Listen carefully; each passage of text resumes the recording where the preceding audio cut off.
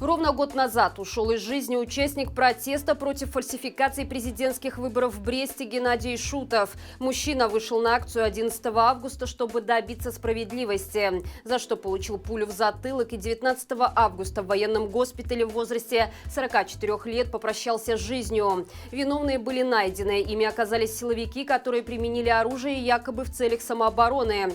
По версии следствия, Шутов вместе с другом напали на сотрудников милиции, попытались отобрать у них оружие, а также избивали правоохранителей металлической трубой. Однако камера видеонаблюдения одного из подъездов дома, около которого произошла вся эта страшная трагедия, вызывает большие сомнения в официальной версии Следственного комитета. Так как на записи видно, что ни Шутов, ни его друг Курдюков никакой угрозы правоохранителям не представляют. Да и если силовики не врут, зачем нужно было скрывать видеозапись от родных убитого? Ну, как бы там ни было, уголовного дела по факту смерти Шутова возбуждено не было. А вот погибшего посмертно признали виновным в попытке покушения на убийство представителей силовых структур. Без назначения наказания его друг Александр Курдюков, ставший свидетелем выстрела своего приятеля, был осужден на 10 лет лишения свободы в колонии усиленного режима.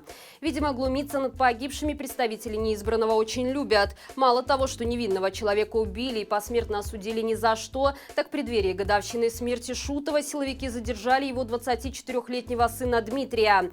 Правда, спустя 72 часа его отпустили. Составлен ли на него протокол об административном правонарушении и будет ли суд, пока неизвестно.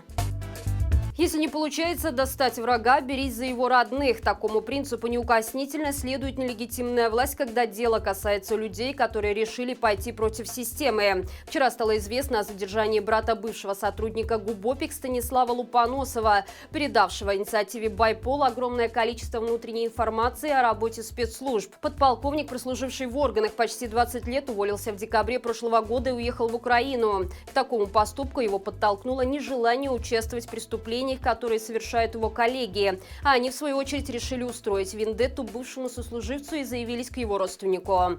Михаил Лупоносов руководит строительной фирмой. Известно, что его задержали по уголовной статье о служебном подлоге. Инкриминируемые ему события произошли 5 лет назад и, вероятно, никогда бы не привлекли внимание органов, если бы не громкая история с его братом. Сейчас Михаил находится на Окрестино, ему грозит до 2 лет лишения свободы. Любимого диктатора не предают. Таково кредо слуг нелегитимного режима. А для тех, кто его нарушает, в Уголовном кодексе имеется статья об измене государству.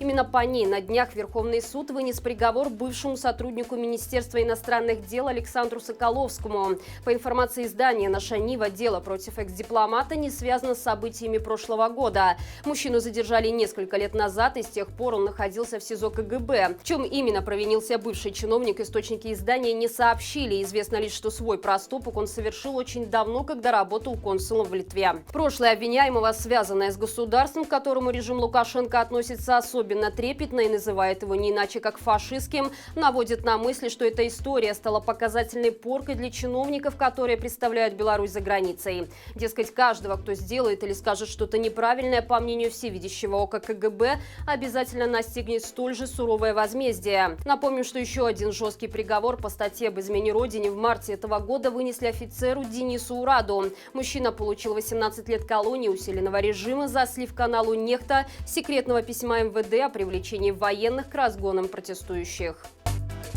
Ангела Меркель намерена обсудить белорусский вопрос с Путиным. Об этом сообщил представитель Кабмина ФРГ, отметив, что на встрече, которая состоится уже завтра в российской столице, речь пойдет о крупных международных темах. В частности, это конфликт на востоке Украины, для решения которого, по мнению немецких властей, кремлевский хозяин мог бы сделать больше, чем делает. Помимо этого, на повестке встречи ситуация в Афганистане и вопрос по газпромовскому проекту «Северный поток-2», который подвергается критике во многих европейских странах. По словам спикера Кабмина, Берлин намерен выступать за то, чтобы Украина осталась транзитером российского газа. Что же касается белорусской темы, предположительно, речь может пойти о ситуации с нескончаемым потоком нелегалов, которые попадают в страны Евросоюза через открытые для этой цели границы Беларуси. Такую тему Ангела Меркель уже поднимала на днях на совместной пресс-конференции с премьер-министром Эстонии. Канцлер осудила действия Лукашенко, приведшие к миграционному кризису. По ее словам, Берлин постарается занять общую позицию с партнерами по ЕС, поскольку, цитата, «этот гибридный вид конфронтации, используемый Беларусью, является атакой на всех нас в Европейском Союзе». Не исключено, что на встрече госпожа Меркель дипломатично намекнет кремлевскому лидеру о том, что ему пора приструнить его взорвавшегося друга Сашу, а лучше найти себе нового, если он хочет продавать свой газ в Европу. Жители Минской многоэтажки на Кропоткина вот уже второй день сидят без воды. Попытки добиться какой-либо помощи заканчиваются стандартным «ждите». Причем первоначально аварию обещали устранить еще вчера до 23:00, но до сих пор проблема остается нерешенной. Жильцы пытались звонить также в службу 115, но там только вздыхают и продолжают тормошить все столичные инстанции, которым, судя по всему, на людей плевать. Более того, в район обещали подвести цистерны с водой, однако местные жители сообщили, что никакого подвоза не заметили. По данным «Зеркала», причиной отсутствия воды стал прорыв транзитного трубопровода. Все это напоминает случай, произошедший около года назад в столичном жилом комплексе «Новая Боровая». Тогда без горячей и холодной воды, а также без отопления и канализации остались множество домов, школы и детские сады. И все это в ноябре месяце, когда погода на улице оставляет желать лучшего. Причиной произошедшего стало повреждение вентиля в одном из колодцев магистрали. Однако специалисты говорили, что его ремонт производится достаточно легко и быстро, но людей почему-то мучили несколько дней. Местные жители уверены, что это была месть нелегитимной власти за их гражданскую позицию. Но, как говорится, нет худа без добра. В те дни белорусы показали готовность поддерживать друг друга в трудную минуту. Минчане везли пострадавший район воду, а также приглашали к себе домой погреться, принять душ и даже пожить, пока авария не будет устранена. Друзья, сегодня в 20:00 на нашем втором канале Маланка Лайв смотрите ток-шоу «Народ спросит» с моими коллегами Катей Пытлевой и Андреем Микрюковым. Не забывайте также подписываться, ставить лайки и писать комментарии для продвижения канала в тренды. До встречи завтра и живи Беларусь!